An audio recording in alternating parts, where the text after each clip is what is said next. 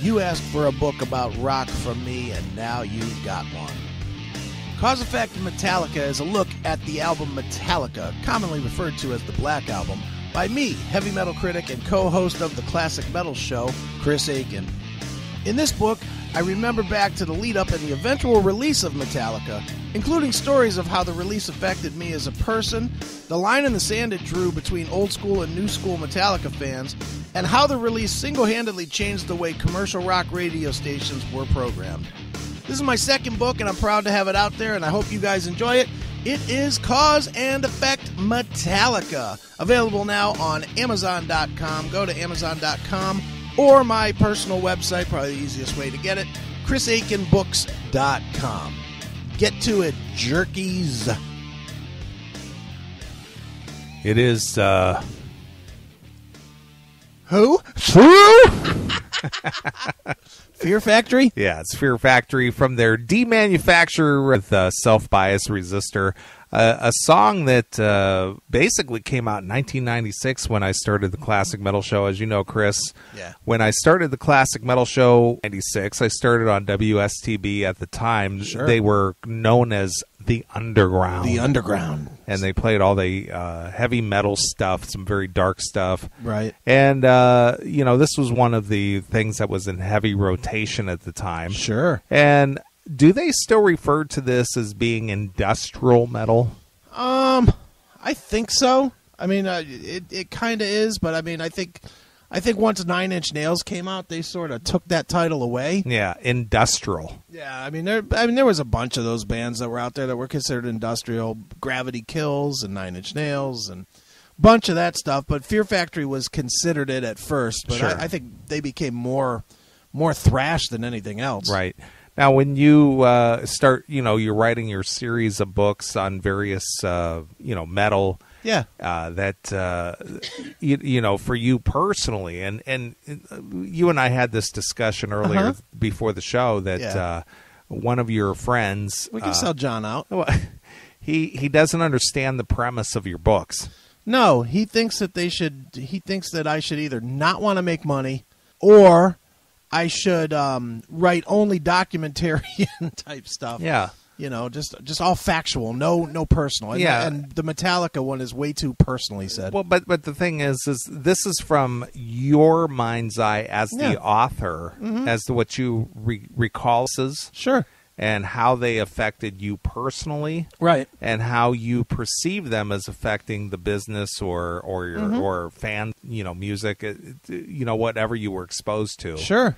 And that's what the books are. They're not factually based. Well, they got into the studio and they were working with Bob Rock and they penned this song on such and such a date and they used this tone of guitar. And it's not about history. It's how did you perceive the release of certain albums and how did it change in your eyes the structure of music or whatever. And my question to you, writing these books and I brought up the whole industrial thing. Mm-hmm.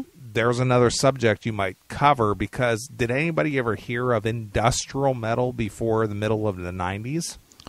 It was deep underground. I mean, it was more techno than industrial, but there was all like KMFDM or something like that. I mean, and all those little side projects of that were considered industrial at the time, but it was more like the techno meets electronics and computers. I mean, the answer would probably be no because it took computers to do that. Sure. So anyway, that demanufacture release that was a album for Fear Factory. Yeah. And have they topped that since? Obsolete sold more because that was the one that had cars on it. It's funny that they would cover that Gary Newman. Yeah, Gary Newman. Early 80s. What do you want to call that? That was, shit. Well, but that was new wave, right? That they would go the new. Didn't they do Cat Scratch Fever? I don't know about that. Here's Cars. Who did Cat Scratch? Didn't they do a Cat Scratch? Pantera did it. Oh, that might have been it. It was about the same time, though. Yeah. Here's Cars. Listen to this girl. Come on.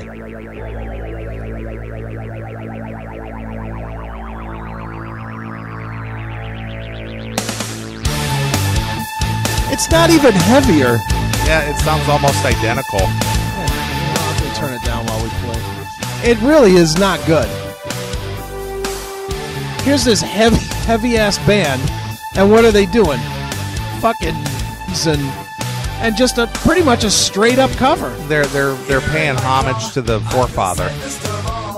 Yeah, well, Gary Newman sucked, so don't pay so much homage.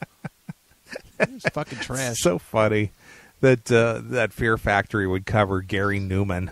It didn't make any sense at the work. Sure, because they became huge. How funny is that a band who certainly is not a mainstream style band, because of a cover. Happens all the time. I know it does. Look at Great White. Yeah. Look at Quiet Riot. Quiet Riot. Yeah. Their whole career was built on 2 covers. Yeah, I know. Right. Here, you want to hear some of the Pantera? Yes, no? Yeah, go ahead. All right, here we go. Another straightforward cover.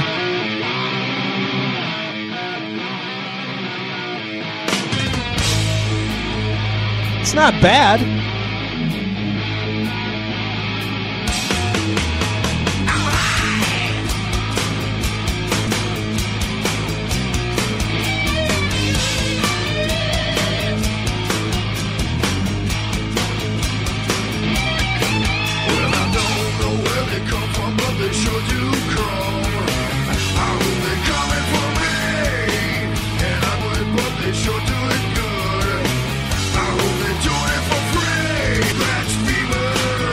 See, but it's too straightforward. Yeah, it's it's just basically a knockoff of the original. Yeah, I'd rather hear the original. Sure. And I love Pantera. Right. So anyway, that's just funny because I used to play Fear Factory on WSTB when they were the underground. Right. And, I just never got into that quote unquote industrial metal. Right. But they're doing it, right? Oh, Fear Factory, yeah, definitely. They have a new album supposedly coming this year. Sure. And I can't wait personally. I love them. Really? They're one of my favorites. Now, have they changed at all for you the last almost 20 years? You know what? They had a period that wasn't very good in the middle, where guys were in and guys were out, and they were just writing they were one of those bands that started writing songs to sound like Fear Factory instead of to be good songs. Right. And some of those middle albums were not very good, but the last one, The Industrialist, I think that's the last album, sure. or Mechanized, both of those albums, fucking ripped. Right. I mean, both of them were really heavy, and that's when they got they had Gene Hoglan playing drums on one of them, and I forget who played drums on the other, but man, oh man, just heavy, just brutal stuff. That was another band that suffered at the hands of legal battles, inner band squabbles. Fear Factory? Yeah. Up for a little bit, didn't they? Yeah, they did break. Well, they broke up, and then Dino, and then when they were back together, it wasn't with the right guys, and like Dino Cazares formed for a little while, and so then it was other guy. It was like and Burton and some other guy, Brian Stroud, were Fear Factory, and then they changed it all up and brought Dino back and fired the other 2 original guys and brought in 2 other guys. Right. Dude, their history is fucking weird, and for a minute they talked about having 2 Fear Factories out there. Well, see, there again as another one of those situations where a band that had medium success, and then it breaks apart, and then the remaining members on each side of the factors, right. They start picking away at the bones. Yeah, and there's nothing to pick. That's my point. There's nothing there. It's just bones. Yeah, exactly. So why bother? Look at that image in the chat room. Extra pussies. That's true. That is funny. Harry certainly knows how to write better lyrics than Slayer. That's absolutely right. Oh yeah. Nice. But would you consider writing one of your books on the industrial music thing? Is that interesting enough for you? One of the albums, I'm trying to target specific albums, not periods. And one of the albums that's kind of on my radar is The Fragile by Nine Inch Nails. All right. Which was a double CD, and it was after their breakout. Sure. They broke out with Pretty Hate Machine, and then they had the huge success with the Downward Spiral. Right. But after that, they disappeared for a few years, and they came back with The Fragile, which pretty much redefined how bands recorded. Sure. Because it was like 4 years of knob turning to get it right, and I think there was no actual instruments. It was all electronic, and it really changed the landscape. So that's what I'm actually got on the list. Right. There's a lot of other stuff. There's a lot more stuff that see them in first. Sure. Well, I know we kind of discussed this a little bit last week, and I know you were on Bill Peters' show last night. Yeah. And if you missed Chris's interview with Bill, it's over on the... But you were discussing that you have your eye on a Judas Priest release. I do. Do you want to know which one? I'm not going to ask you to reveal it unless it's... I don't care. I don't care. I mean, it's got to be Turbo. Okay, yeah. I mean, buying the books is it has to either change the industry, or change the fan base of that band, or both. Okay. And I think with Turbo, definitely changed the fan base. Sure. The fan base, even guys like Jim Bartek, who would suck Rob Halford's dick just because it was there. You know, I mean, he will even tell you that he hates Turbo, which makes no sense when you think about that he listens to Nostradamus. Right. Me personally, I like Turbo. Well, was it the introduction of the keyboards? It's the keyboards, and I'll admit some of the songs are not especially brilliant on that one. All right, so do you think that they were writing an album just for the hits? Trying to be more mainstream? I think they were trying to be more mainstream. I think they saw and again, I'm going to write the book on the air, I guess, but well, just you don't have to get specific, but just just a couple of the cliff notes. They started polishing the sound with Defenders of the Faith, Screaming for Vengeance. Right. They went from being more of a raw band to a very polished band Sure. with those two records, but those two records were really, really heavy for the time. And then they came back with Turbo, and it was just like, Motley Crue. Right. They were, and if I don't know if you remember the videos and stuff, but Halford with the mullet hair. Yeah. They were trying to look the part of a band in '86. They were trying to get the success of a band in '86, kind of like Ozzy did at the same time. Remember Ozzy with the foofy hair? Sure. Well, another band that had been around a good decade before the '80s hit was Y&T. Yeah. Y&T was just a straight ahead, kind of a blues based rock band, right? And then they came out with Summertime Girls, and they had MTV videos, and what a turd that song was.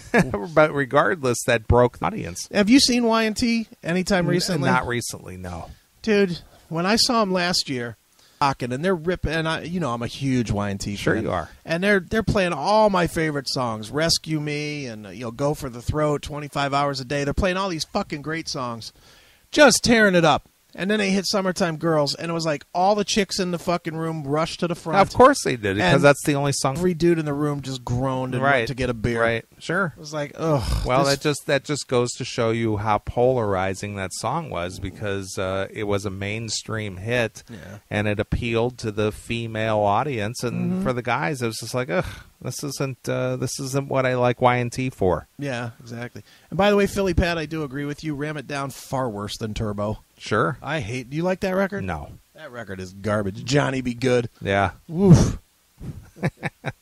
Well, that was a movie soundtrack song. Yeah, I don't care what it was. It was they shouldn't have done it. Nice. Well, hey, at least you got a lot of subject material to cover over the next year or so, with your series. But the first one is out. It's, in effect, the Black Album, Metallica. Yeah. Did I give it to you yet? Yeah, you sent it over. Okay, did you read it? Yep. What'd you think? I like it. I thought it was entertaining, and as I said last night on Bill's show, and later when I was arguing with John, all I care about is that it makes people talk. Right. And if it makes you get into a discussion about it, then it did its job, and I think that I did a pretty good job at it. Well, that's the whole idea, is to get people to discuss it. Right. And I thought I made some where I was accused of only writing stories that were personal to me. You didn't think I did that at all. I thought stuff like, I thought some of it was like stuff that I've always thought, but nobody else ever gave credit to, like The Unforgiven, how that's our world tune, right? Because the verses are all heavy, and then the chorus is all mellow. It's like opposite every other ballad that's ever been written. Sure. I always thought that from the first time I heard the song, and I don't think I've ever read that anywhere. Right. So I don't know. I mean, I thought the Metallica one was a good place to start, and so far the response has been pretty good, other than John. So, not. But if he is, fuck him for giving me shit last night about it. Right. Nice. Well, anyway, if you want to check out Chris's latest book, the Metallica on the Metallica Black Album, just go over to chrisaikenbooks.com. That's right. That's the place. It's very easy. chrisaikenbooks.com. That's right. Spell it right, you dickheads. It's AKIN. Yeah, it's, people with their AIKEN Aikens or ATKIN. It's Aikens. Yeah, AKINS. It's Chris Aikens. That's right, Chris Aikens. Nice.